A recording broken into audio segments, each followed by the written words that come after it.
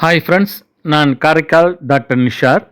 நம்ம கலெக்ஷன் சேனலை சப்ஸ்கிரைப் பண்ணுங்கள், ஃப்ரெண்ட்ஸுக்கு ஷேர் பண்ணுங்கள், லைக் பண்ணுங்கள். இன்றைக்கி நம்ம பார்க்குறது சவுத் கொரியா நாட்டுடைய 100 ஓன் காயினை வந்து நம்ம பார்க்குறோம். இந்த காயின் வந்து 1992ஆம் ஆண்டு வந்து இந்த காயினை வந்து சவுத் கொரியா அரசாங்கம் மக்களின் பயன்பாட்டிற்கு வெளியிட்டிருக்காங்க.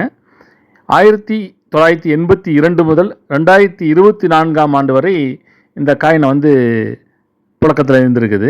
இது ஒரு காப்பர் நிக்கலான காயின். இதோடைய வெயிட் பார்த்தீங்கன்னாக்கா 5.42 gram, diameter 24 mm, thickness 1.6 mm.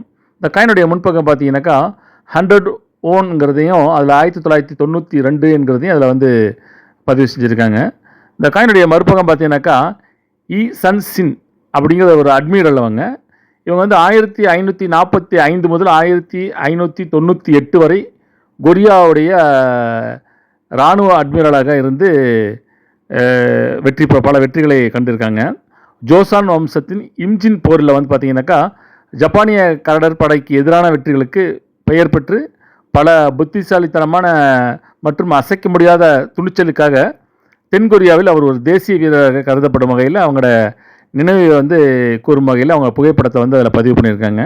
ஒரு இன்ட்ரெஸ்டிங்கான காயின் இது. இதோடைய கருத்தை பற்றி நீங்கள் கமெண்ட்டில் வந்து பதிவு பண்ணுங்கள், ஃப்ரெண்ட்ஸுக்கு ஷேர் பண்ணுங்கள், லைக் பண்ணுங்கள்.